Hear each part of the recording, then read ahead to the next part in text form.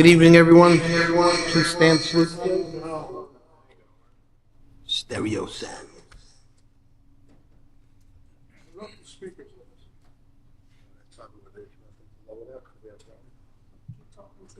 Testing, 1, 2. Hold on a second, please.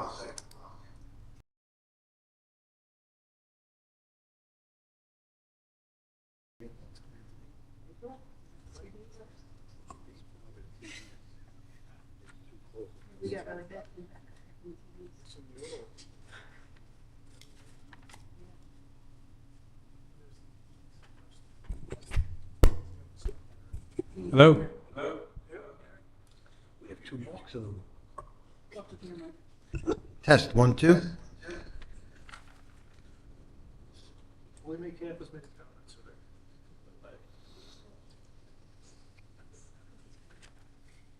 Just bear with us a second, okay? Technical difficulties. Is this one quiet?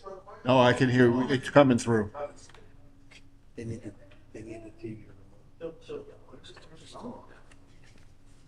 See if there's buttons on these. Right, they should be off.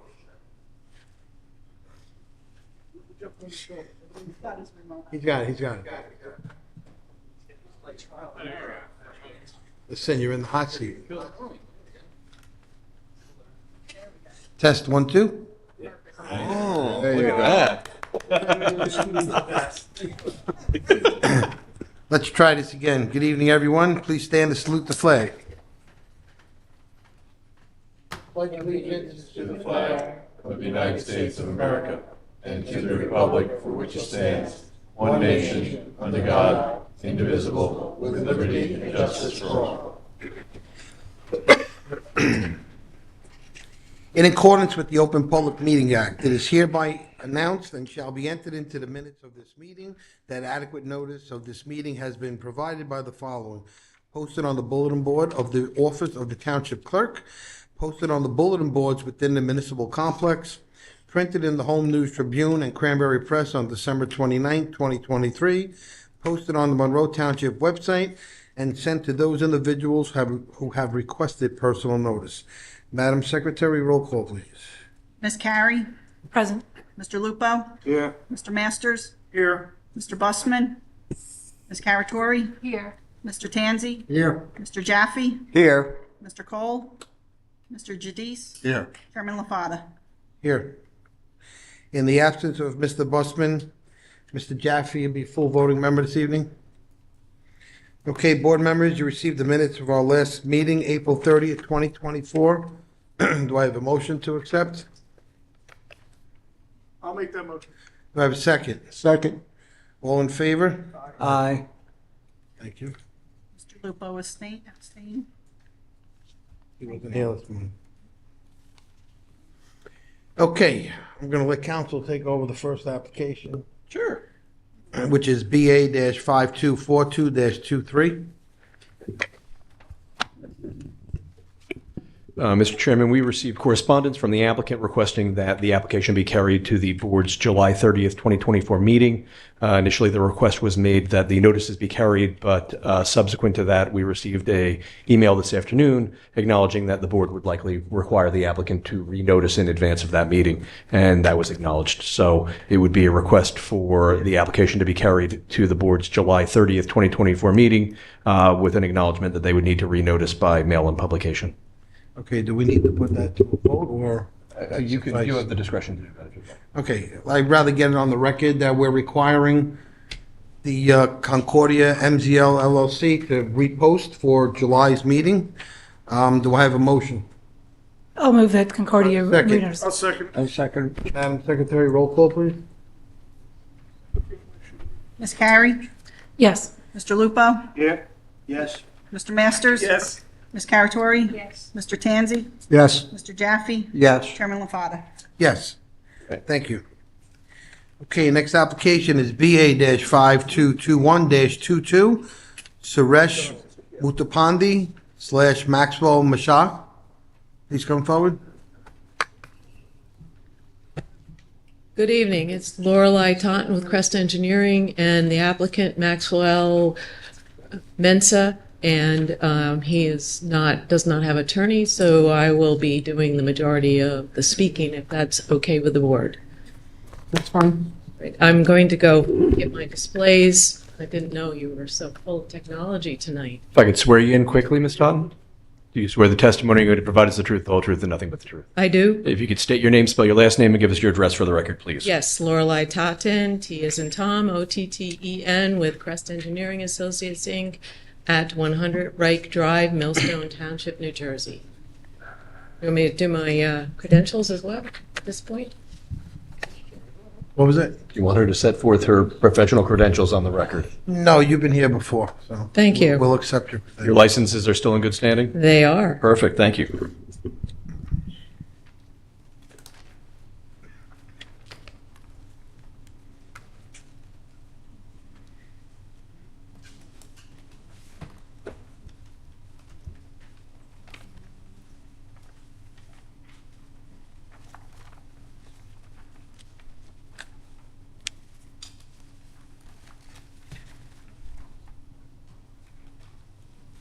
Not used to having to do all the description part. So the project before you has a very interesting history. We, Crest Engineering, prepared a major subdivision back in the late, I would say 90s, maybe 95 to 99. That was filed at that time. It was a subdivision of Lot 9, Block 32. It created 3 lots. There was a kind of a factory on one of them. That's Lot 9.03. There was a large lot in the middle, 9.02, that contained most of the wetlands that are in the rear of the property. And this lot was created, Lot 9.01, which contains 3 acres. At that time, the zoning was R3, I think, zoning, and it complied with all the zoning. Then a buyer purchased the property in, I would say, around 2004. By that time, the zone had changed to R6, 6-acre zoning. We came before this board, and the application number is BA 70805. And at that time, this board found it appropriate to grant approval for bulk variances, a lot area from 3 to 6 acres. You have an FAR, as you well know, for your single-family developments. So the FAR was also granted. It was, I don't remember what it was, but it was granted at that time.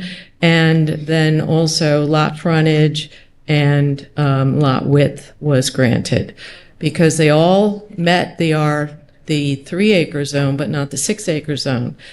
So then, somewhere between 2010 and 2014, that property owner had a potential purchaser. Uh-oh.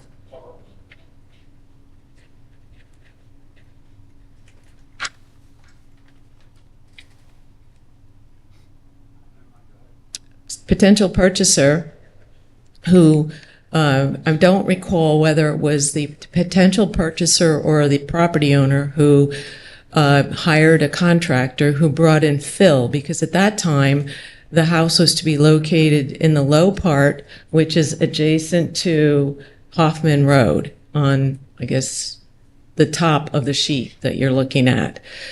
And that soil was very black.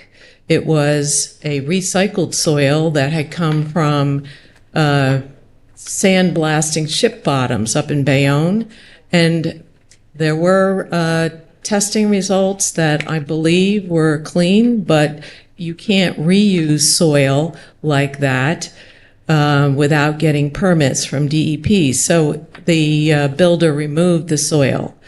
And then Mr. Mensa purchased the property a couple of years ago, in 2022, I think.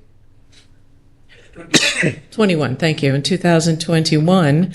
And he would like to build a house up closer to the top of the hill, where he's going to have a view of the area and be able to enjoy the trees that will surround his property.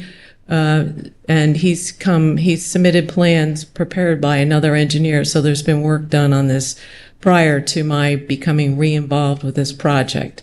So now with the 10-acre zone, we're back here asking you for bulk variances to allow the construction of a single-family home on this lot that is 3 acres in a 10-acre zone.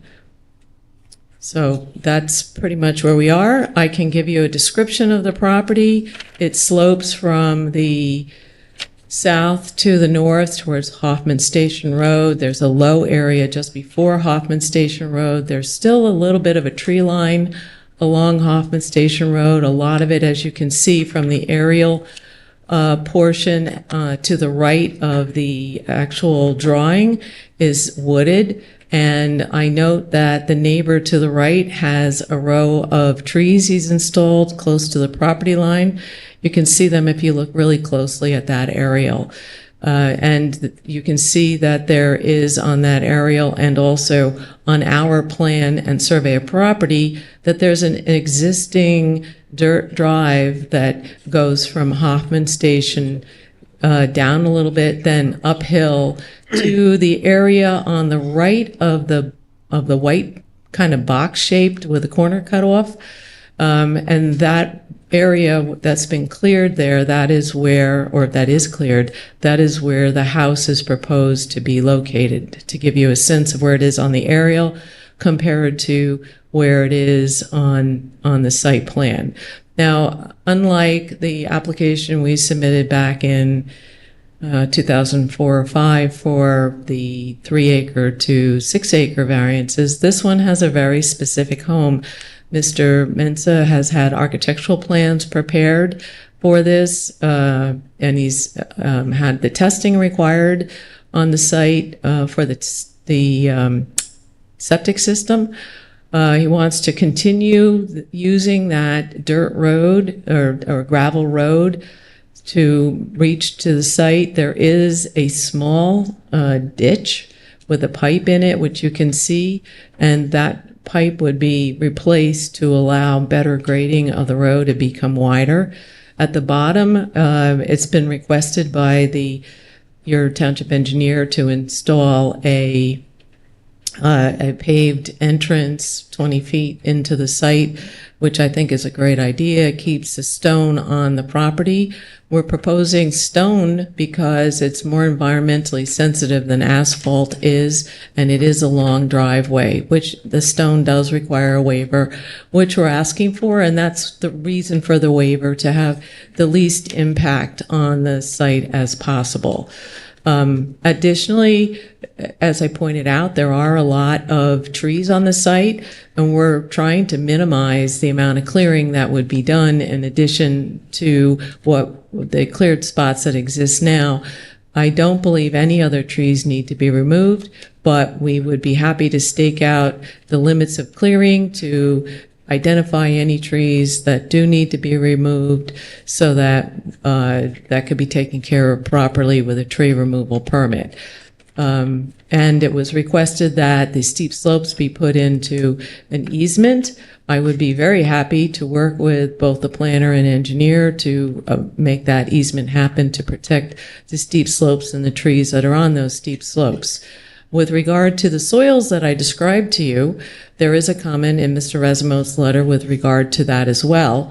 And what I would propose to you is that we provide some more soils testing to ensure that that black soil that was very objectionable 10 years ago it has been totally removed from the site to protect not only this property but those downstream of this property. And I have to look at my notes to see if I forgot anything.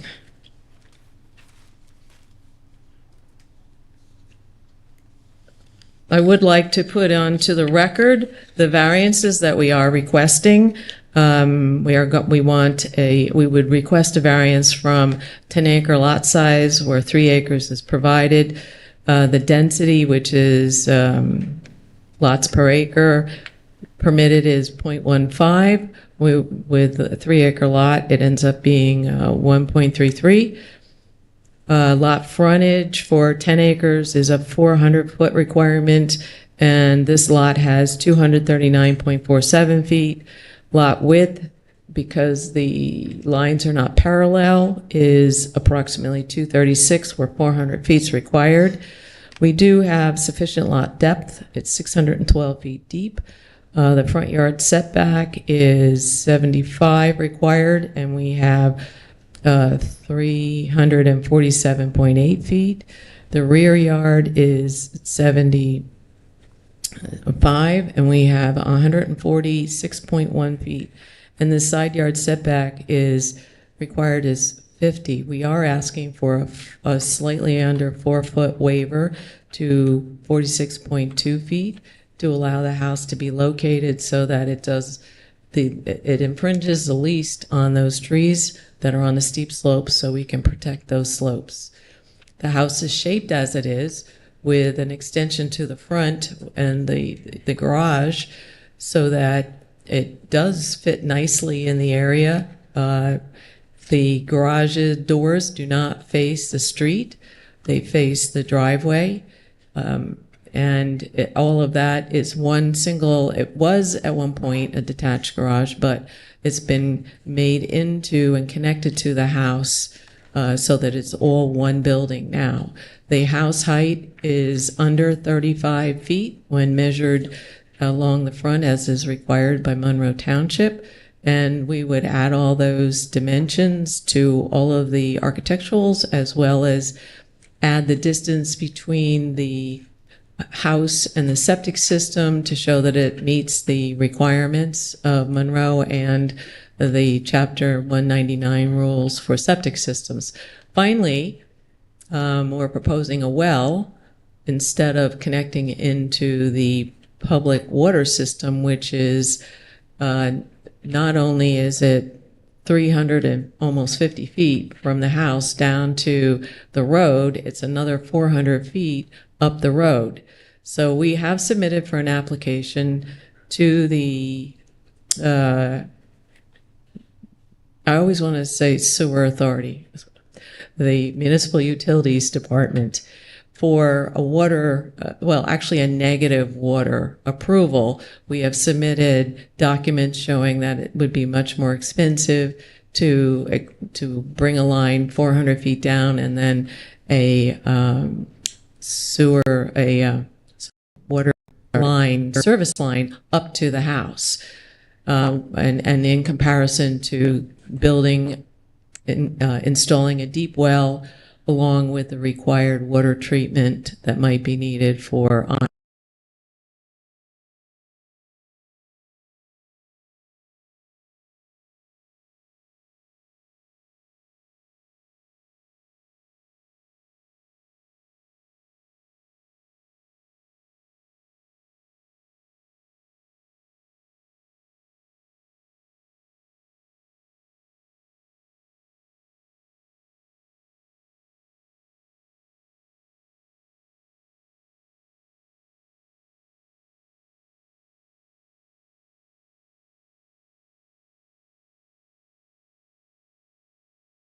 created lot in the R3 zone back in the late 90s. And the zoning has changed twice since that time. Once to 6 acres, wherein the board did deem it appropriate to grant an approval for it. We had shown at the time that there are other 3-acre lots in the area. We had probably not as detailed a design as this, showing that a reasonable home and could be constructed on the property without major impact. And I feel the same is still true. We have shown that a house can fit very nicely on this lot. We're not looking for any coverage variances, which it's a smaller lot, so you have a smaller area you can cover.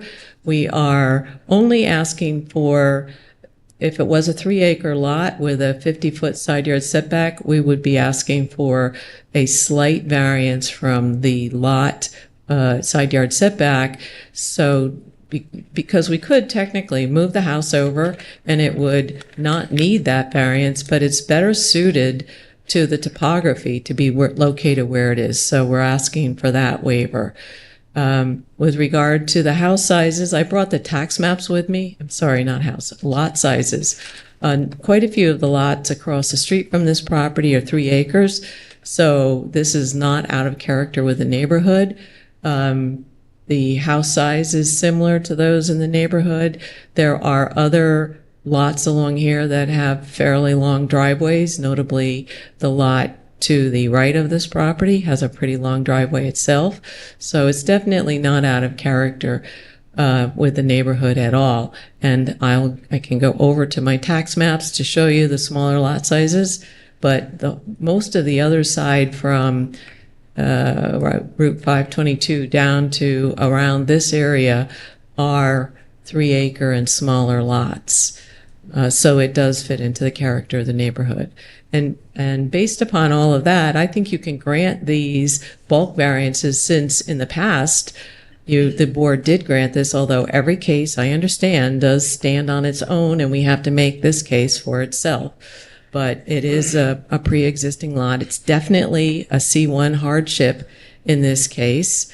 It is one house, one lot. It's a residential use, so it all fits well into the master plan. It's just that the master plan changed and we can't change the lot. The applicant has submitted letters asking the owners on either side to either sell or purchase. And I believe he has received no answers to those. In fact, I think he's done that twice. No response. Just one, no response. So neither time, correct? No response either time. So I think that the board can grant these bulk variances without harm to the master plan and the zone. It's a zoning plan. It's a unique site in that it exists. It's not a use variance, and we meet all of the criteria that would provide light, air, and space, meaning the side yard setbacks, the rear yard setbacks, the front yard setbacks, with the exception of 3.8 feet on one side, and the house is pushed over a little to accommodate the tree line. I think that's really all I have to offer. Okay. Mika, we'll start with you, please.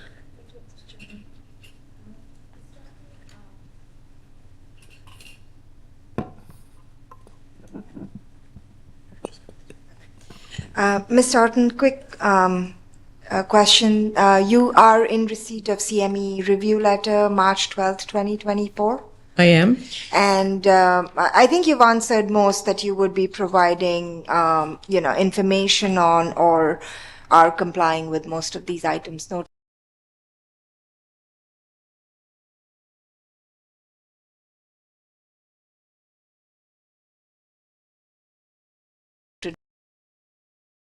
The only thing I saw was perhaps some landscaping on that side where you're asking for the variance, and the engineer already mentioned that, so thank you. Any other board members?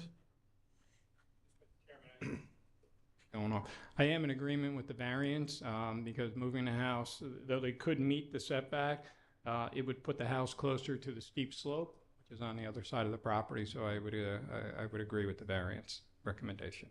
Thank you. Again, any other board members, any questions? Okay, seeing there's none, we're going to open this up to the public at this time. Sir, I'm going to ask you to take a seat behind you somewhere. If anyone in the public wishes to be heard on this application, and this application only at the present time, please come forth.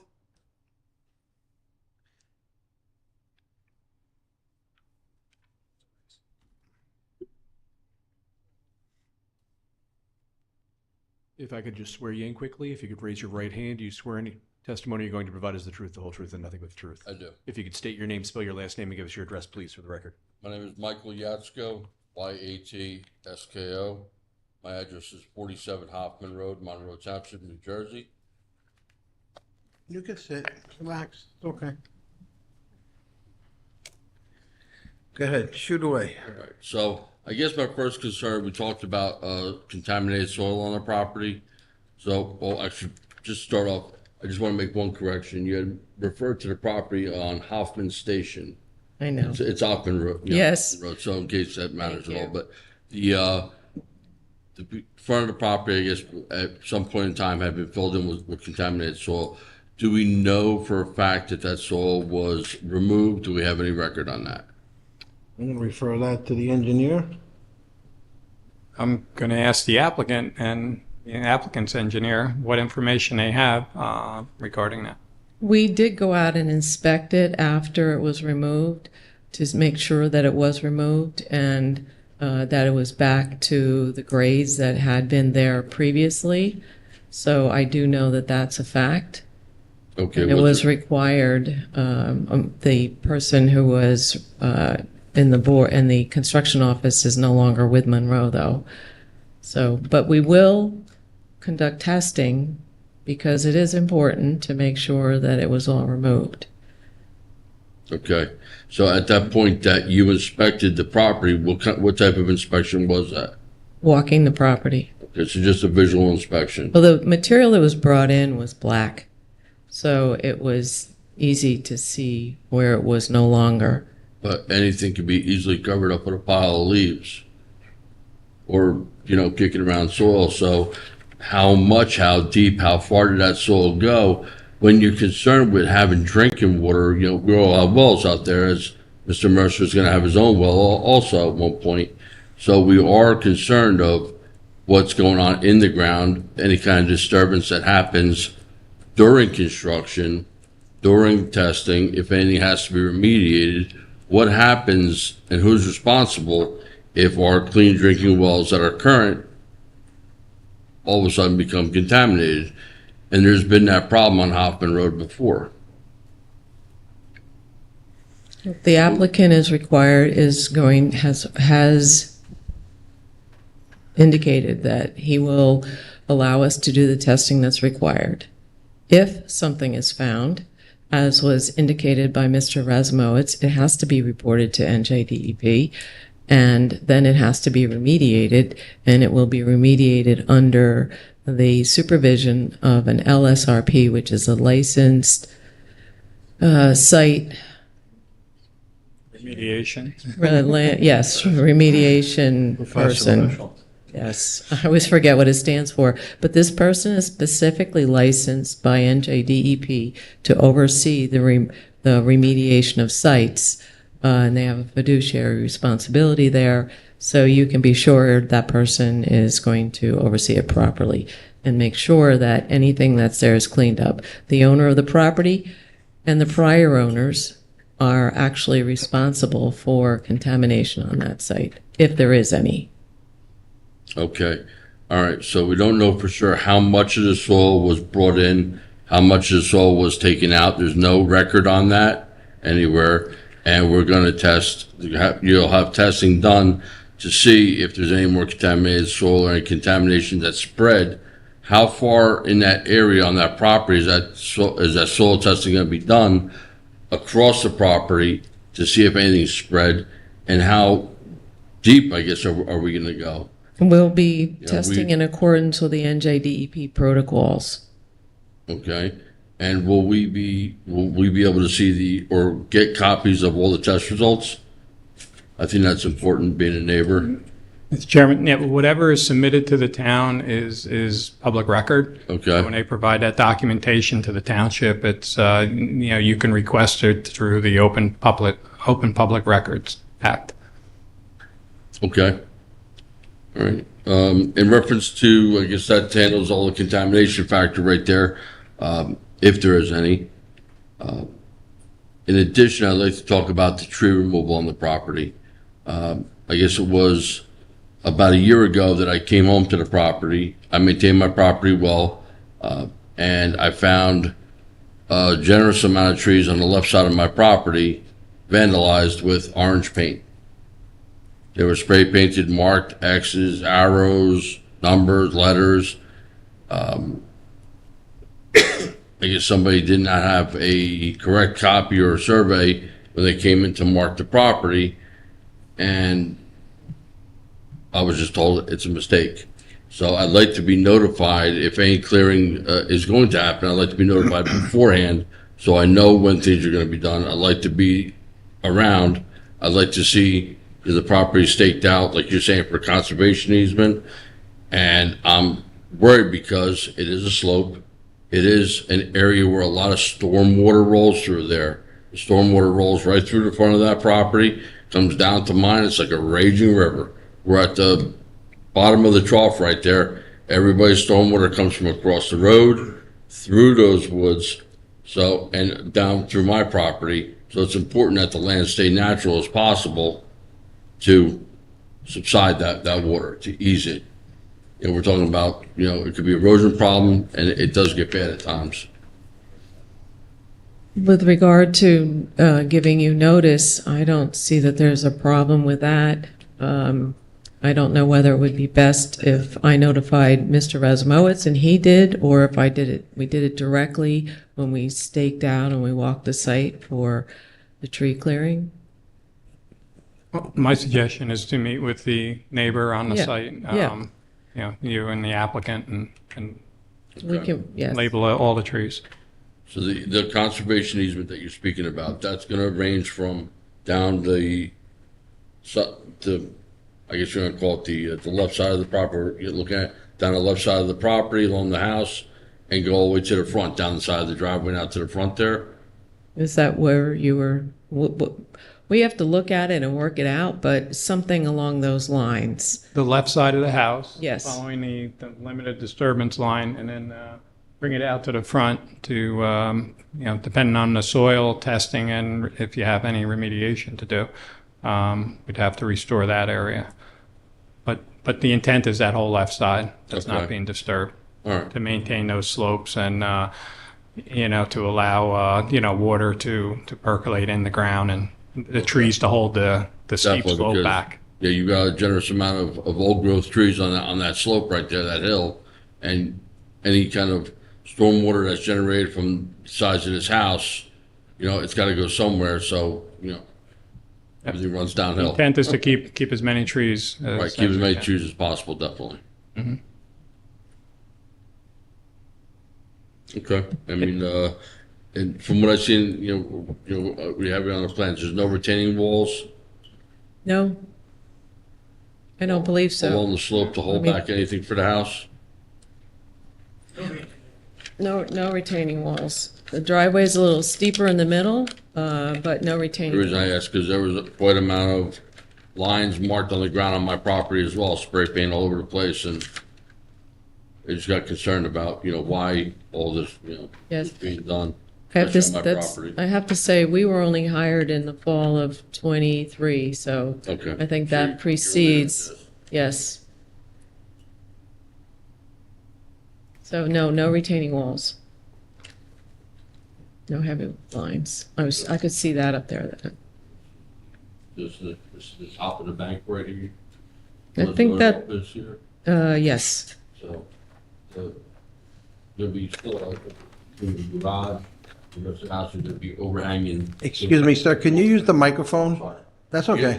The house is gonna be going past the garage, and the call it the right side of the house is gonna be going past the top of the top of the bank right there on the hill. Yes, There's gonna be disturbance to that slope right there. but in the flatter part of it. Okay. That is precisely the reason for asking for the side yard setback on what's the right side up on the display. Okay. All right. I guess that's all I have at this point. It would just be to ask that if there's any kind of more disturbance along the tree line, to have additional landscaping, put it for screening, evergreens or whatnot, on our side as well. I think a lot of that was requested by the engineer. Okay. And I think you heard testimony to the fact that the applicant's professionals will notify you when doing such things that you need to be notified. Phone number on there and your email? Just write it after, so that I can contact you. So, yeah, Mark. And Mr. Chairman, I would just add, There was removal of some of that material. We don't have any confirmation, so we're here to ensure that it was cleaned up, and if by chance it wasn't all removed, get it cleaned up. So we're trying to get, clean up the site and ensure it's clean. So we're going to be doing the testing before we do any actual work. So I will add that the testing and any remediation would be required prior to any building permits being issued for the site, should it be approved by the board. And you guys have no problems or objections notifying this neighbor? No. If you're going to speak, we're going to have to get you sworn in. Because Sorry, I was. just let us get him sworn in. You could stay there for a second, please. If you could raise your right hand, you swear the testimony you're going to provide is the truth, the whole truth, and nothing but the truth. If you You could got to speak in the talk a little bit microphone. louder into the mic, please. Yes, I do. If you could state your name, spell your last name, and give us your address, please, for the record. Suresh Muthupandi, M as in Mary, U as in umbrella, T as in Tom, H as in Henry, U as in umbrella, P as in Paul, A as in Andrew, N as in Nancy, D as in David, I as in Isaac. Okay. You could sit down for a second. It's okay. Just aim that mic down. And what were you about to say? I would like to add about the orange paint on his trees on his property. Okay. What happened was when we applied for the permit, for the building permit, it was approved, and we also got the tree permit approved as well. So I spoke to the engineer from the township.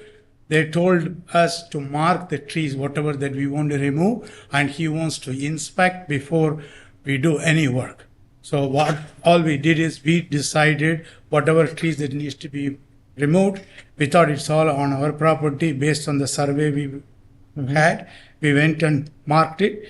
But the only thing was we couldn't reach out to him at the time.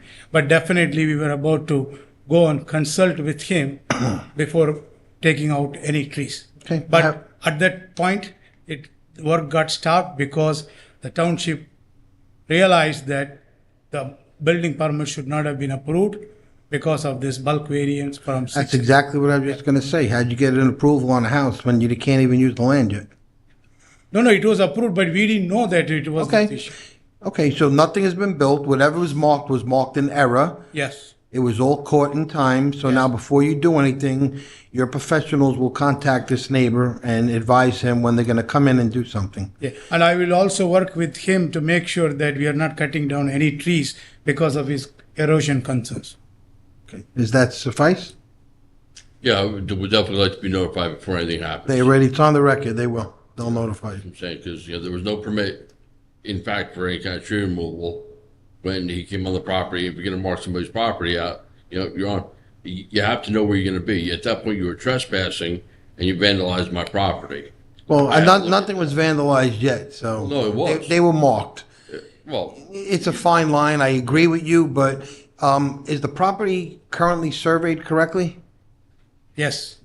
So how did we end up on this gentleman's property marking trees if? But it was so slope and with a lot of bushes and stuff, so maybe we could not see the stakes on the property line.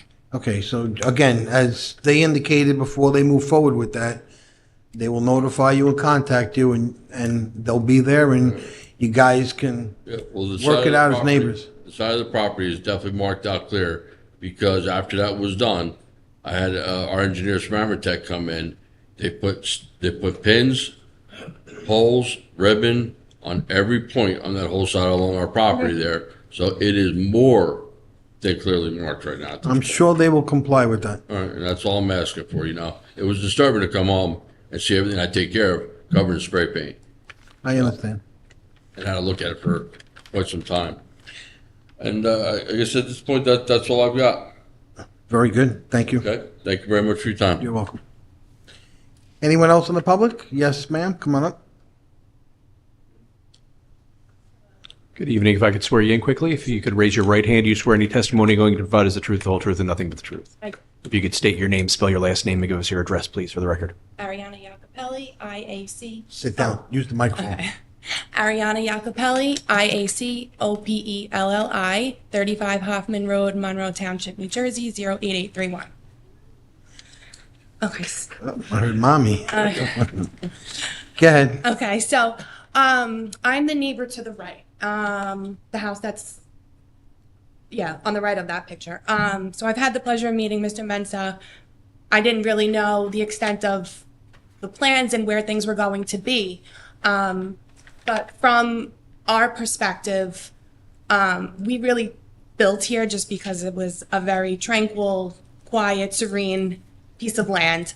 And it seems, I've never been actually on his property, but from our backyard, there's just like a small plateau of land. So our question is really like, where is the house going to go, especially a house that large in comparison to our house? I think that's something for your, not for you, for your professional, if you don't mind coming up. And if you'd be able to answer that question, it would be greatly appreciated. I believe our house is around 300 feet setback. So I'm. So if you look at the display or my display over here, you'll see the box with the corner taken off. That's Mr. Mensa's lot. And your house is to the right. Mm-hmm. You can see the driveway coming off Hoffman Station, and your house is about halfway back along that white line that's adjacent to your, that is your property Hoffman line. Road, right? Not Hoffman Station. I know, I'm Okay. sorry, I No, keep no, no, saying no. that. It's right, Just make sure we're at the Hoffman right place. Station's right there. Hoffman Road, I'll get it before the end of the hearing. So your, If you want to take the microphone, go to that map. okay. Yeah, just put it, on top of that cable. There you go. It's like a maze.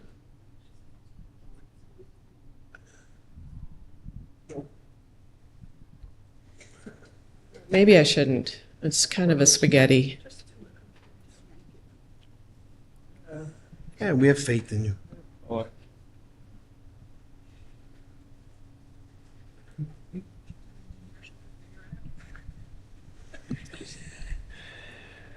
I think I have enough now.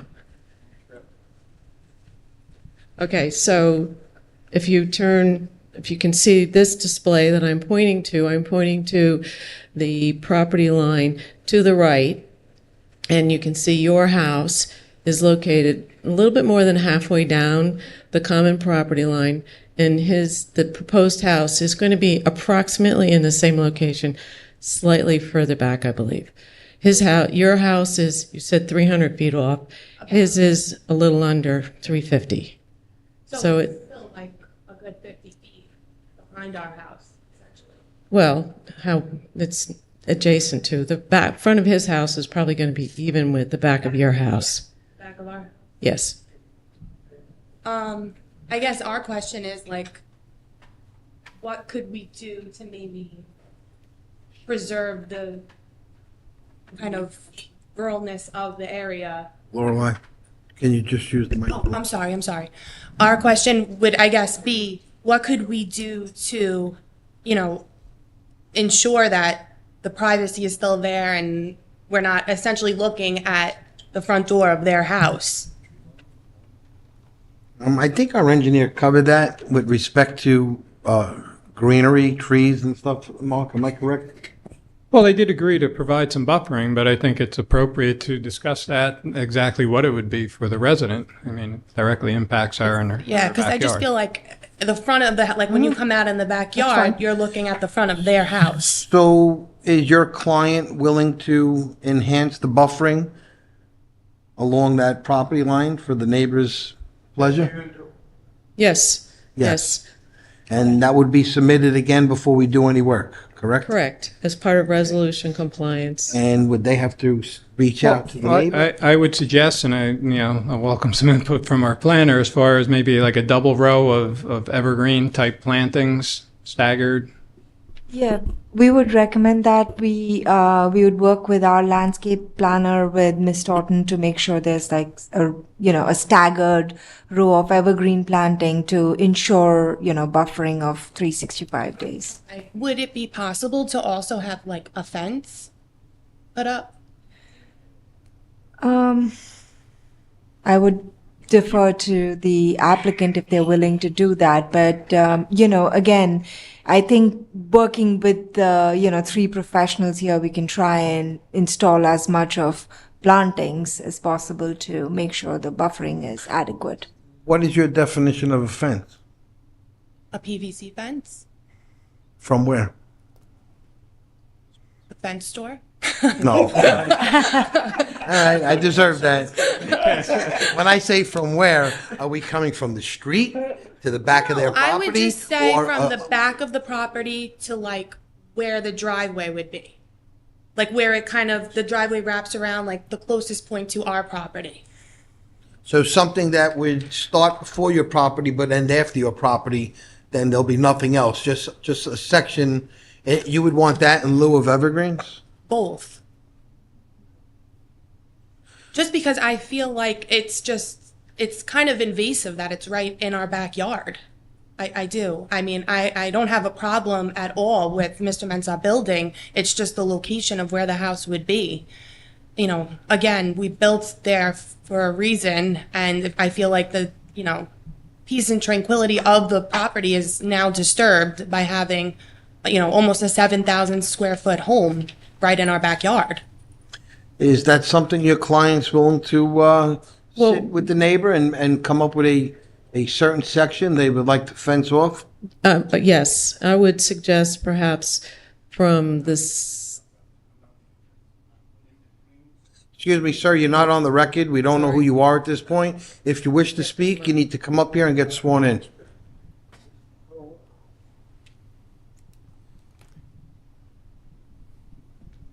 You could stand there, that's fine. You don't have to come all the way up front. If you could raise your right hand for me, do you swear the testimony you're going to provide is the truth, the whole truth, and nothing but the truth? Yes. If you could state your name, spell your last name, and give us your address, please. Maxwell, last name is Mensah, Mensah. Proceed, sir. Your address, sir? Oh, I'm sorry. So in regards to what she's saying, privacy, Sorry. Your address? 8 Wedgewood Court, Monroe. Can you just repeat that? 8 Wedgewood Court, Monroe? Yep. Good. Thank you. Please proceed. So in regards to what she's saying, privacy, I like my privacy as well as she does. If I'm going to put trees to make sure this privacy happens, I'm not, in addition, putting any PVC pipes. We didn't say you have to. We're asking, as a potential neighbor, at their request, would you consider doing something of that in addition to planting? I think planting the tree will be enough.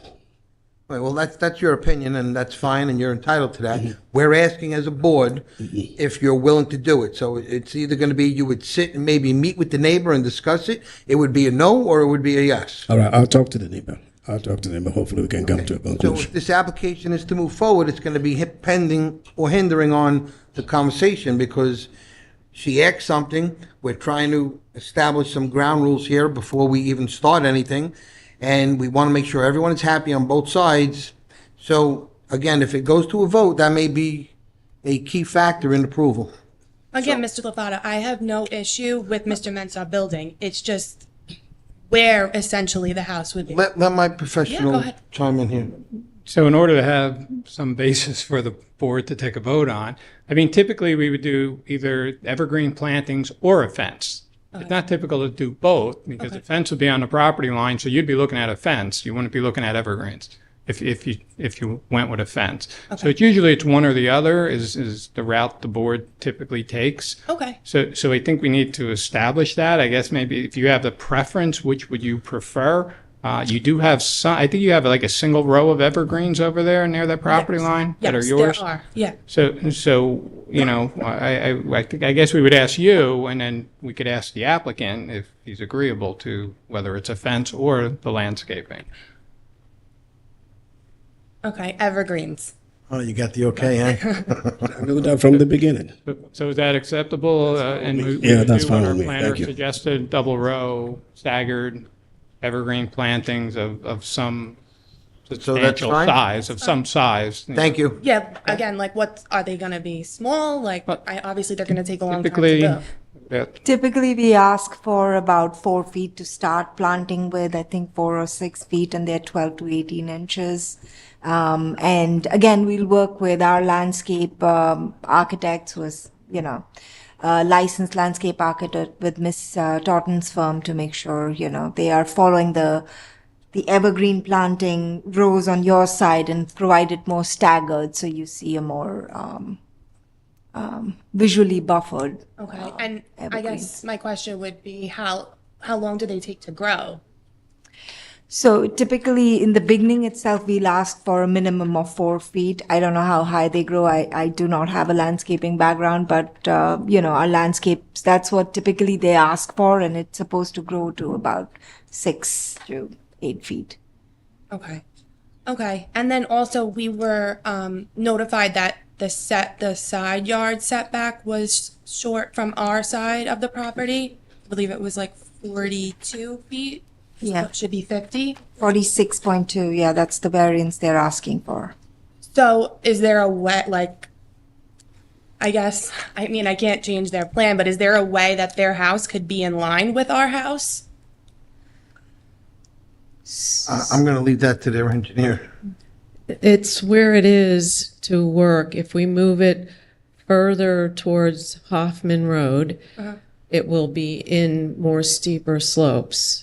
And because the slopes kind of curve in there. So that's why it is where it is. So there's no way of that happening. No, it would impact the slopes to the north of the location right now. It may be the best spot for the location to put a home, based on the topographical and everything. That's what they're trying to achieve without disturbing as much as possible. Okay. Ms. Doughton, is it possible to measure the distance between the proposed building and the aerial of their house, just an approximate to give as to how much distance is there? I know it's 50 feet setback, but in terms of... So your house does not show on our drawing, but it does show on this aerial, which is about 1 inch equals 100 feet. So your house is around 100 feet off the property line. So it will be 146 feet between the two homes. Okay, but the distance behind our house? Well, it's a little difficult to tell because we didn't plot it on the aerial. Now I'm estimating, okay? So it looks like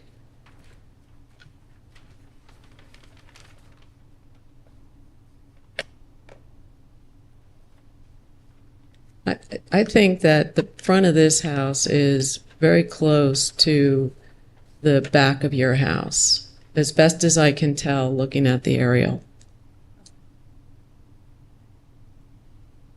Any other questions? No. Thank you. Thank you. Anyone else in the public wishing to be heard? Seeing there's no one else, I make a motion to close the public portion.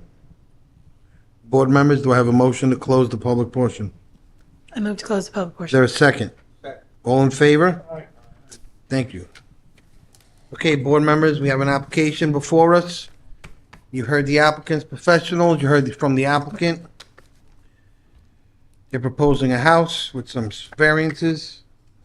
I need a motion to either approve or deny the applicant. Chair? Yes. I got a question, though. Maybe you can help me out here. The name of the applicant is one name, the name of the owner is another name. Who's going to be residing there?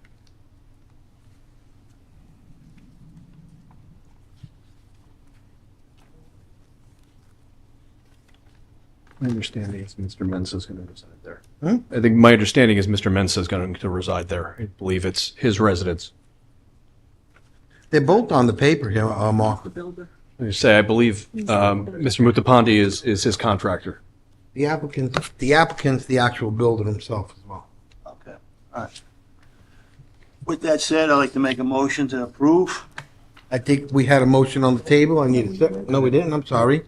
Motion to approve? Motion to approve under the stipulation that the applicant adheres to our professionals' requirements. I'll second it. Madam Secretary, roll call, please. Ms. Carey? I want to first just thank the applicant for agreeing to do all that testing and ensuring that the property is clean. I think that's an improvement. That'll, be a nice thing for that neighborhood, the sense of peace, knowing that that's looked at and addressed. And also for agreeing to put in the plantings as the other neighbor requested. So with that, I'll say yes. Mr. Lupo? Yes. Mr. Masters? Yes. Ms. Caratori? Yes. Mr. Tanzi? Yes. Mr. Jaffe? Yes. Chairman LaFata? Yes. Thank you.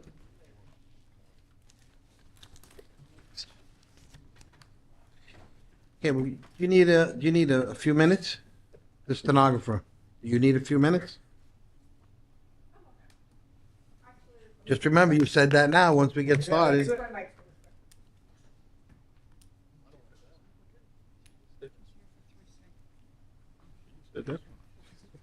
Thank you, everyone. You're welcome.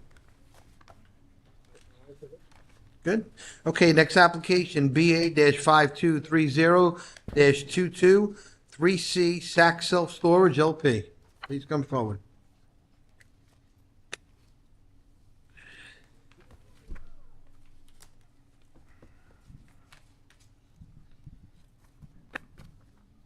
Good evening, everyone. Stephen Hale, representing the applicant 3C Saks Self-Storage U-Haul.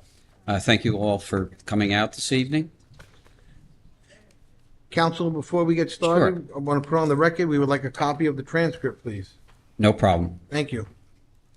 Make it easier for council to draft any resolutions. Yes. So, yeah, thank you all again. We're here this evening for variance and relief associated with the existing U-Haul facility. What we're proposing here is an area of additional parking for trucks and a canopy area. And you'll hear from the testimony, there's going to be no change in hours of operation, intensity of the use. It's to provide better storage and circulation for the trucks, and then the canopy provides some protection for patrons and the like when trucks are brought back. We will have testimony from our site engineer, from Insight Engineering, taking us through existing conditions and then what's proposed by way of improvements. And then we'll have planning testimony from, so it'll be Jay Patesh will first testify from Insight Engineering, and then we have operational testimony if it's needed, but I think Jay can cover most of that. And then we do have Robert Hudak as a professional planner to address any of the relief that's sought in connection with the application. I do appreciate Laura has sent over to us your reports and the agenda. And also, again, we've received both your planner's report and your engineer's report, and we'll have no problem addressing any of those. Mr. Hale, just for the record, I believe the applicant's engineer has just provided us with an exhibit. Is this Exhibit A1? Is this something? That can be A1. Okay, yes. so I was going to say, we don't already have this. Is that correct? Correct. Cool. Thank you, Council. No problem. Please.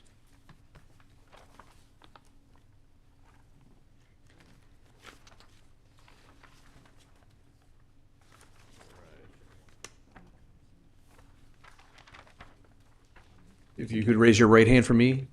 You swear the testimony you're going to provide is the truth, the whole truth, and nothing but the truth. Yes. If you could state your name, spell your last name, and give us your address, please, for the record. J. Battish, Battesh. It's 1955 Route 34, Wall, New Jersey. Perfect. Thank you. All right. Mr. Do you want Battish? my credentials? I haven't been in front Yes, of this if you board. could please give the board the benefit of your work, educational experience, area of expertise, Sure. license you hold, and whether you've been qualified before the boards or courts of the state of New Jersey. I have my master's in civil engineering from the University of Buffalo. I worked for 5 years as an engineer for the Department of Defense. I've been in land development for 7 years. I've appeared before several boards, mainly Monmouth and Union County. I can name specifics if you need. I've not been in front of this board, but I'm excited to be, and my license is current and valid. Okay, counsel will accept his credentials as a professional. Great. Thank you very much, Mr. Chairman. All right. Mr. Battish, you're obviously well familiar with the site. You've provided the board with Exhibit A1. Take us through existing conditions, and then we can move on to what's proposed by way of improvements, and you can point to any parts of A1, and perhaps also identify A1 for the record. Sure. So this is an existing self-storage facility. It had a previous approval in 1993 to add truck rentals, which is a accessory use of U-Haul's business model. At the time, it was approved for 11 trucks to be on the site. The site is rather large. It's over 7 acres, and it's unique in the fact that it is landlocked. It doesn't have any frontage.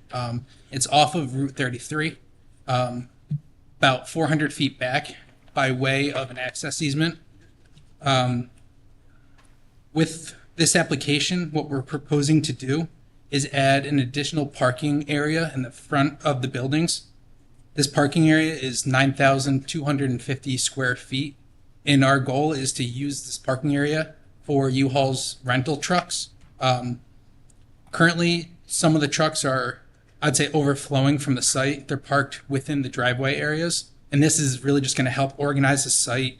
It's going to give space for the trucks to park on the property outside of the driveway. This space will allow 11 additional trucks, so in total it'll be 26 trucks that we're proposing for this property. And just for reference, U-Haul did pull some metrics on this property, and it averages 25 truck rentals per week. So that really helps and fits with their current demand for the area. In addition, we're proposing, we call it a shade canopy. It's a fabric canvas material. It's over a steel frame. I have included an image of another one from one of U-Haul's other facilities on this exhibit. As you can see, it's rather slim. Again, it's just a fabric material that's on the top, essentially a big umbrella, which provides shade for the employee that works underneath it. As far as the employee underneath it, what they're really doing is they're receiving a truck when it's dropped off. They're vacuuming it out, they're sanitizing it, and they're parking it in one of their spots for the next customer. So this employee just, if they're out there doing work on the truck, not by work, just cleaning, it provides shade for this employee. Additionally, we're proposing a 12-foot by 17-foot concrete pad. This is to locate a propane refill station on. This is, again, a ancillary use to U-Haul's business model. One thing I know is they're the largest propane refiller in the nation, so it's a typical use that's associated with it. This approval will go through the NJDCA. They have a liquid propane safety division, so they're also going to review this application in regards to the propane refill, and will be issuing their own review and approval for it. They also do inspections, maintenance, and training and everything after the fact, not just the initial construction with the DCA. In regards to the building, there are no changes proposed to the building. I'd like to say this is a rather simple application that really, the focus of it is that front portion of the facility. So over the 7 acres, it's only about 10,000 square feet that we're looking to do work on. Everything else is to remain. The canopy structure is 18 feet and 10 inches tall. This is less than the office building. There's no signage proposed with this application. That's one thing that we have revised, and we're coming to no signage on this. And then to reiterate too, the canopy cover is a permeable material. It's a fabric material. So in regards to stormwater management, this is considered a minor development in accordance with both DEP and the local ordinance. That means it's less than 1 acre of disturbance and less than a 1/4 acre of new impervious or motor vehicles impervious. The way we plan to handle stormwater for this new parking lot is by using a permeable pavement. This aligns with both the DEP's green infrastructure stormwater management rules, which are also adopted within the local requirements. So those have been recently changed. So by complying with the green infrastructure requirements, the water is able to soak through the pavement and percolate into there's essentially a gravel bed beneath it, which can store it and percolate it back into the soil. We've also proposed an inlet at the edge of the access driveway and the new driveway. If there's ever a situation where we have any overflow, it would go into the inlet, which collects it, goes into the existing stormwater pipes on site, which connects to an existing basin on site. One thing that was noted at the time of the survey is that manhole had water in it. U-Haul has looked into it. What it is where the pipe goes into the detention basin hasn't been maintained, so there's silt and debris that built up in that pipe. So in accordance with the engineering review letter, we're adding a note to say that it will be cleaned out in their presence to rectify that situation. We'll also provide an operations and maintenance manual for the permeable pavement, and that will be recorded with the deed of the property, also noted in the engineering review letter. In regards to traffic, we don't anticipate this creating any additional traffic on site. There's currently 3 employees. That's going to be maintained. In terms of demand for these vehicles, having additional parking spaces does not increase the demand. It really just matches the local demand for the area. It's just really growing with the community to provide the trucks as necessary. The exact breakdown of the trucks, I just wanted to touch on the size. So in the 1993 approval, it said, I think it was 26-foot trucks, where it was noted that they're actually 34 feet long. The difference in that discrepancy is essentially the cab of the truck. When U-Haul refers to a 26-foot truck, it's the box itself is 26 foot, so the overall length is 34. That's still going to be the largest vehicle on the property. There's also smaller ones, 10-foot, 20-foot, cargo vans, regular pickup trucks, and trailers as necessary.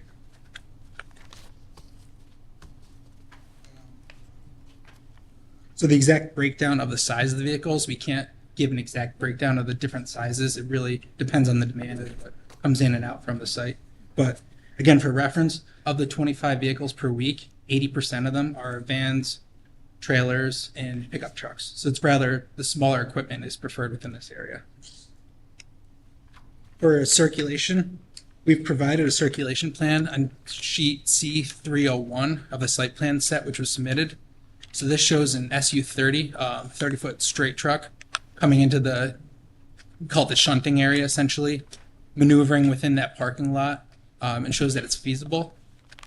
The parking spaces within this parking lot vary. They actually go from 40 feet in length down to 25 feet in length, which works well with our varying truck sizes. One other thing to note, I guess, is with this property, we have a 25-foot wide sewer easement at the front of it. So we're maintaining the sewer easement. We're not putting anything within it. And that kind of dictated the design of that parking lot, but still works with the trucks that we need.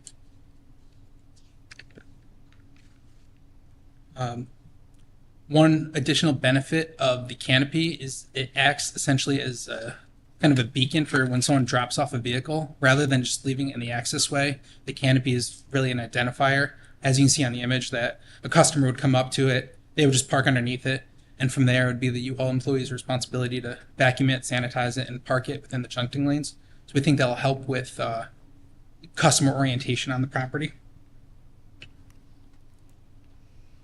The additional parking on the property for customers coming in, there are 3 head-in spaces next to the office building, and then there are 2 parallel spaces on the road, which we're hoping to maintain.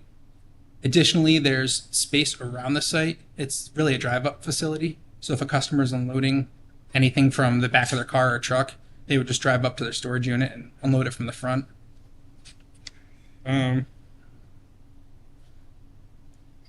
For lighting, we're proposing 4 pole-mounted LED lights. They're rather short, actually. They're only 15 feet tall. We could go higher. However, we thought that was a benefit of having the shorter poles to prevent the spillage on it. With that, it did create one waiver that we're asking for relief on. There's a requirement that the minimum lighting level has to be 75% of the average. We're at 17%. To make that work is really, it wouldn't make sense on this site. We need either more lights or taller lights. The design that we presented is the best option in our opinion as far as adequately lighting the parking lot. We have a minimum of 0.5 or 0.8 foot candles, where 0.5 is typical, and an average of 4.8 foot candles. So it's not excessively bright, and we wouldn't want to raise up the light of the poles or anything. So that is one waiver that we're asking for. And in my opinion, that it's very typical, the lighting levels that we're proposing for a parking lot. For landscaping, we're proposing a doubled stagger row of red cedar trees. There's 10 of them proposed. They're at the western side of the property line with the neighbor's parking lot. And actually, there's newly planted trees on their side of the property line as well, which will just help to add to that buffer. Again, there's no signs that are proposed. And then just to touch on bulk requirements quickly, there's no change in the building setback or the building coverage. We're increasing the lot coverage from 68.3% to 71.3%. For this over 7 acres, it's only 9,500 square feet, where 60% is permitted, just for reference. But again, this is permeable pavement that we're proposing, so we see that as a benefit to help with that lot coverage. There's a requirement for a 20-foot setback for any parking areas from any non-residential uses, or I'm sorry, from any residential uses. We're proposing 25 feet is required. We're proposing 20 feet. So we're asking for relief on that 5 feet of setback. However, it does essentially mirror the neighbors that to the west that we're in reference to, the newly constructed area. And we're also asking for a variance for the parking area location. It's not permitted to be in a front yard. However, because this is set back 40 feet from 33, we see this as fitting, and it also works well with the business operations to have the parking lot there so customers can easily find it. And then again, the lighting level waiver. And you've had an opportunity, obviously, to review board engineer's report and any applicable comments from the board planner. Any Yes. problems complying with any of those? Nope, we can comply with both letters. Okay. Mr. Chairman, I have no further preliminary questions of Mr. Badish. Next professional. Okay. We do have our operational, but again, there's no change in operations. Merlin is here in case there's any questions from the board. So what I'd like to do is move on to our professional planner, Mr. Robert Hudak. Do you swear the testimony you're going to provide is the truth, the whole truth, and nothing but the truth? I do. If you could state your name, spell your last name, and give us your address, please, for the record. Yes. My name is Robert Hudak. My last name, H-U-D as in David, A-K. I'm a licensed professional planner in the state of New Jersey. I've been accepted as a professional for this board before. Your license is still in good keeping. I think Yes. the board knows Mr. Hudak. So, all right. Mr. Hudak, if you could please provide the board with an overview of the justification for the relief sought in connection with this application. Yes. So tonight we're here seeking both D and C variance relief along with preliminary and final site plan approval to make the improvements that Mr. Badish had talked about. As noted, there are some existing conditions here. In addition to the use, which is not permitted in the zone, you have lot frontage, you have front yard setback, you have side yard setback issues, building coverage, lot coverage, impervious surface coverage. You have these existing conditions, and we're here tonight because we're exacerbating the existing use. As I understand, as you've heard, this use was granted a D1 variance in 1993, and because we're expanding it, we're required to come back before the board seeking that relief again, the D1 variance. So it's important to keep in mind that this is an existing use of the property. As you've heard, we're not changing the overall operations. We are expanding them, but we're not changing them.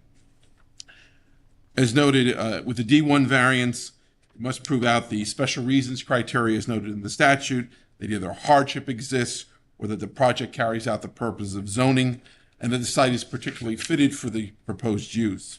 In this case, the self-storage and truck rental use already exist.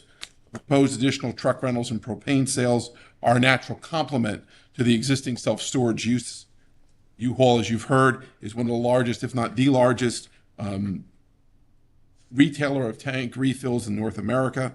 I also would note that the master plan report, reexamination report of 2020, recommends channeling a variety of commercial uses to the Route 33 corridor and the highway development zone, and that provide needed amenities to the growing population of Monroe. Our use definitely complements this. As you've heard, we've been utilized pretty much as we're proposing at this point, the number of truck rentals and such. So definitely there's a need for this use in Monroe. Our property also has access to 33, as you've seen, but doesn't front on Route 33. So the typical uses that you have in that zone really don't want this lot. This is not their desirable lot. However, the HD zone and the master plan talk about this lot being commercial. So in essence, while we're not, the use itself is not in line with the zone, it is a use that's a non-residential use that's contemplated there. By adding the front parking area, as we've discussed, it's creating a safer site. Currently, visitors access the site and park in the easement, as we've all seen. The rental trucks are also parked in that access easement, creating a traffic hazard and unsightly conditions. There's no specific pickup and drop-off location currently on site. By providing the new space with a canopy and the parking area in front, we're offering a safer, more attractive location for pickup and drop-offs outside of that easement. So it's my opinion our proposal dovetails nicely with the recommendations of the township's master plan reexamination report and also provides a safer, more attractive design, allowing for better traffic flow through the site, thus advancing Purpose A, the safety and general welfare purposes, Purpose G, providing sufficient locations for a variety of uses to meet the needs of all New Jersey citizens, Purpose H, provide a location of transportation routes that promote the free flow of traffic, and Purpose I, promoting the desirable visual environment. So I think we satisfy the first prong of the D1 variance. Regarding site suitability, again, this is an unusual lot that doesn't front along the highway. The public must use that access easement to get into the site. This is a particular condition that the businesses allowed in the HD zone typically desire that frontage along Route 33. Think of McDonald's, think of Tractor Supply, think of the other uses, and Quick Check and the other uses along Route 33.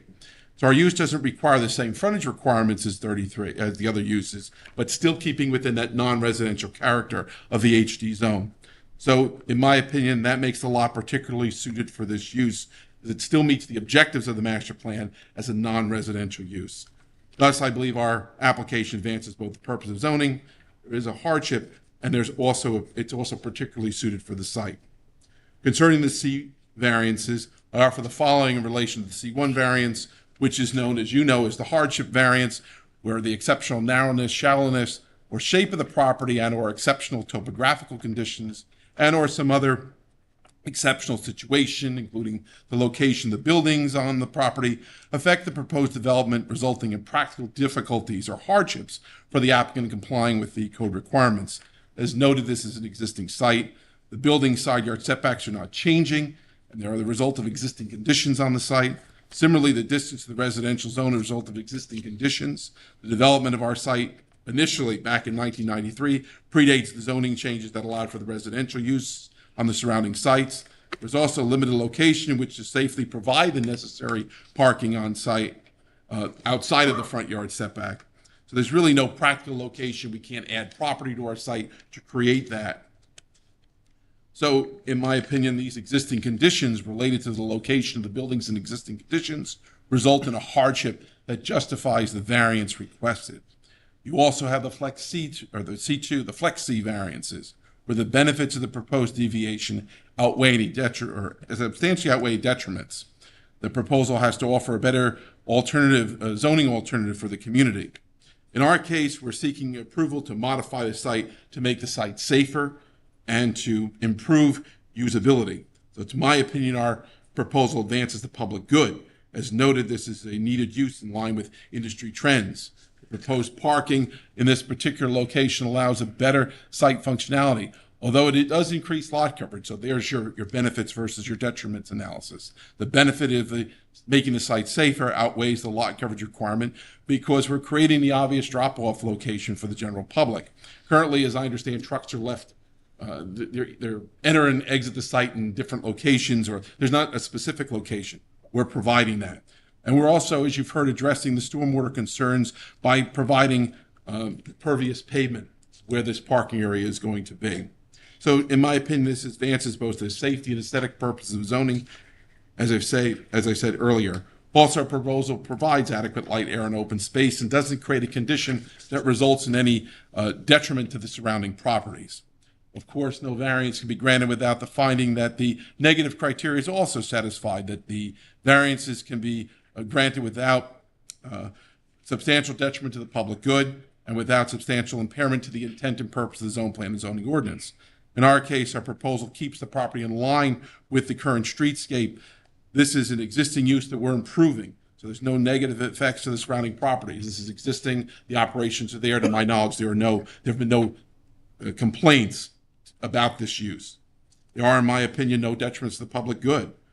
There is no detriment to the zone plan that will result. Again, the master plan talks about this area being commercial. We are keeping it commercial.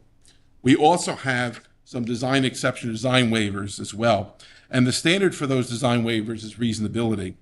Concerning the lighting, the majority of the site is lit, as you've heard. However, the shunting area doesn't really need the light. We're open during the day. We'll act as storage area during the evening hours for several trucks that may be parked on site. And we want to limit the light pollution, which is a big factor in why we're developing the light the way we are. We don't want to have that light spillage to other the adjacent properties. Regarding the canopy, again, it's going to be used as coverage for the employees who are working out there during the day, so the employees can clean and inspect the trucks upon return. It also provides them some relief from the sun on those hot days, as we've been getting more and more lately. So to my opinion, these are reasonable accommodations that can be granted by this board. So in conclusion, again, the applicant has, in my opinion, satisfied both the positive and negative criteria for granting the relief, and also the reasonableness test for the design exceptions. Thank you, Mr. Hudak. No questions at this time, Mr. Chairman? Just all your professionals? You're done with testimony? We're done with testimony. Again, if we need further operational testimony, we have representatives, so you We're can going call to here. start with Mika. Thank you, Mr. Chairman. I do have a couple of questions for Mr. Badish. To clarify, I believe the testimony was you are going to keep the 15 trucks that were permitted in 1993 and the 11 that are being added. Could you clarify for the board purposes where the 15 parking spaces are currently? And Sure. The current parking spaces are within, there's a fence once you pull up this, I'll call it a driveway, between the office building. Let me see if I can highlight on here. It's where I'm circling with the mouse. Yeah. It's a little rugged, but this area within the fence line is where the current trucks are stored. They are numbered for convenience. They have a U-Haul employee park them within this area. So we are maintaining these spaces to keep the current trucks to meet the current demand. The 11 additional spaces are the ones that are within the front portion of the property, in front of the building. so the 15 spaces that are there are, the stall size are regular 10 by 20? Or what were they approved for? It was approved for, the language said 26-foot trucks, which are the 26-foot box trucks, which measure out 34 feet long. All right, because the site plan drawings, that site layout we have, they do show the dotted lines of those 15 spaces. However, it measures to be a regular 10 by 20. So I just wanted to confirm if those, would be able to contain the 26 or the 34-foot trucks. Or if the idea is that they move to the front of the property where now the 11 spaces are being proposed, which I know vary in sizes from 40 feet all the way. And you did testify that 80% of the usual trucks are, vans or something similar of that size that can accommodate in the 10 by 20. Is that correct? Yes, that's correct. Okay. So that is the idea too. Yeah, so it would come down to U-Haul's business operations. From an operational standpoint, it is going to be easier to fit the larger trucks in those larger spaces. They're up to 40 feet long, easily accommodating larger trucks. Having them inside the fence line where they are currently parked, it's going to come down to their own operational procedures with it. My opinion is that it's going to be simpler to have the larger trucks in the larger spots for them. Yeah, I would recommend that too, just because you have the larger parking stall size in the front now rather than, which is what is inside the self-storage facility.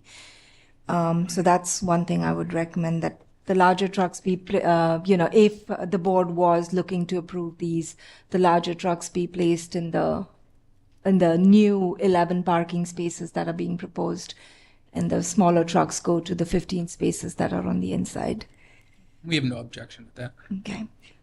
Regarding the regular parking spaces, the site plan did note that there are 18 parking spaces, but I guess the testimony was there are 5 spaces that are located near the office and in front of the propane tank. Just want to clarify what they are. So we had 19 spaces existing.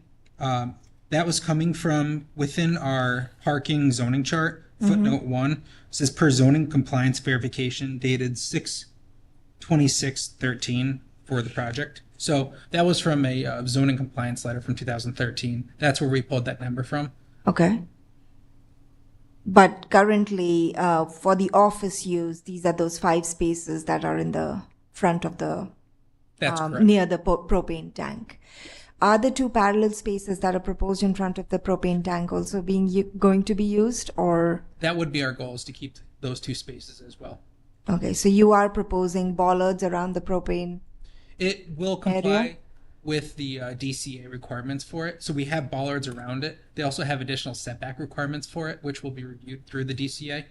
But yeah, we do have, on our plan, we show the 6-inch bollards, minimum of 4 feet on center around that area. Okay. And DCA would be issuing a permit for approving this site and its location of propane tank? Yes, correct. Yep. Okay. I would recommend that that be provided as you are seeking building permits. I don't know at what stage does DCA approve that, but, whenever that be provided, a copy of that be provided to the planning division. No problem with that.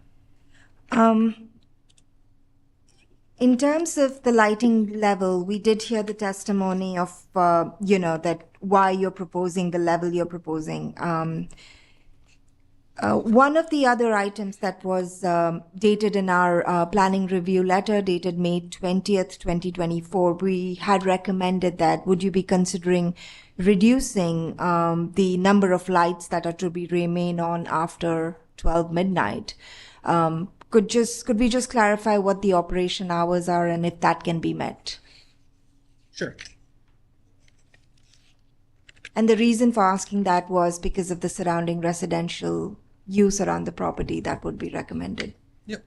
So for operational hours, Monday through Friday, 7 a.m. to 5 p.m., Saturday, 7 a.m. to 7 p.m., Sunday, 9 a.m. till 5 p.m. And as far as having a reduced lighting level after midnight, there's no issues complying with that. Thank you.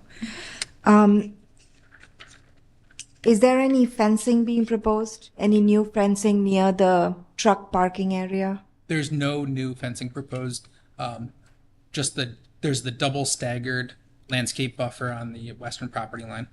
Okay.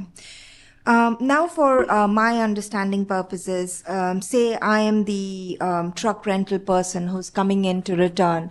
I just bring my truck in and park it underneath the canopy, and there is going to be a U-Haul person right there at the office who's going to take the keys from me? Yes, so there's the office is directly adjacent to it, and there's also a concrete pad that goes into essentially a back door into so the employee can just walk right out of the office right to that canopy area to receive the truck. As far as dropping the keys off, that would be done within the office. Okay. And the testimony was given that that canopy area would be used for sanitizing. Does that mean washing of the truck? It's typically vacuuming and then a sanitizing inside of it, just for essentially a Clorox or Lysol type of sanitizer. That doesn't mean washing of the truck?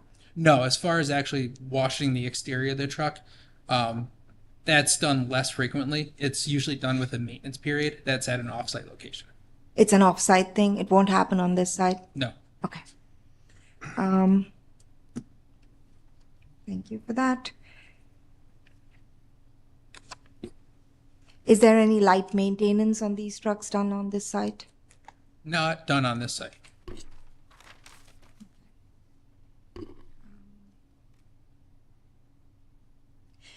The only last question I would recommend, if board were looking at this favorably, if we could have a revised plan identifying the 15 spaces that will be used by the U-Haul inside the facility and the 11 spaces that are outside that are already shown, and the 4, visitor parking spaces for regular usage, because that is also going to be used by the employees as well as the self-storage facility. Is that right? Yes, that's correct. Typically, the U-Haul person is the same person that's running the self-storage facility, or do you have any idea of how many employees would be on the site? There's 3 employees on site currently, and that's going to be maintained. Okay, thank you. Thank you, Mr. Chairman. Thank you. Well, Thank you, Mr. Chairman. I would just ask that there be a note provided on the plan that there'll be no truck washing on the premises. Sure. Just provide that note on the site plan as well. The applicants already agreed to meet the comments in my May 10th, 2024 review letter. I would just note that under item 7, the outside agencies, that those would be as applicable. Whichever would be applicable to this, they would need to provide those approvals. And one item that I do have a concern with is the maintenance of landscaping around the backsides and of the existing storage facilities. The sides and the rear, do you agree to maintain the landscaping on the sides and the back of the storage buildings? Yes. Okay. I would ask that that be noted on the plan as well. And that stems, Mr. Chairman, prior to the development behind them, it was wooded or farmland. Now we have roads and residents to the sides and the rear. And there is a landscape strip between the buildings and the property lines. So that's all I have. Thank you. Any board members have any questions? Either for the applicant's engineer or maybe ours. I'm just curious about the pervious pavement. Is it okay under the parking area for trucks?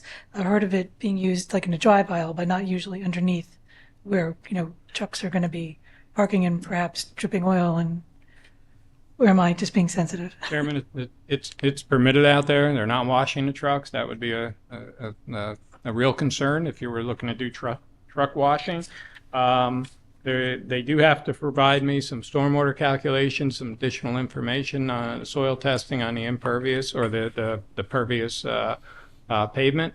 So they do have to meet some conditions still to prove that they can provide that there.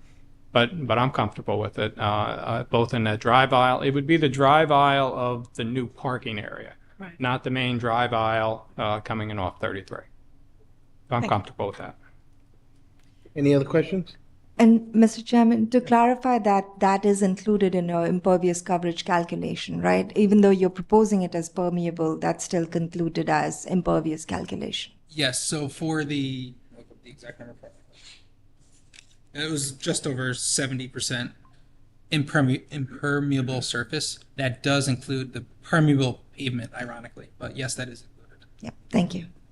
I'm going to assume all the vehicles are regular gasoline, no diesel? Correct. And there's no air brakes involved, no trucks are over 26,001 pounds and stuff? Okay. And there's no gasoline on the property at all anyway, right? You're just going to erect the propane distribution? Correct. Or refilling? Yeah, correct, just the propane. Any other questions? Board members, we're going to open this to the public now. Anyone in the public wishing to be heard on this application, please come forward. Seeing there's none, I'll make a motion to close the public portion. Do I have a motion? Motion to close. Do I have a second? Second. All in favor? Aye. Thank you. The public portion is now closed. I made the motion. Mr. Jaffe and. Nice.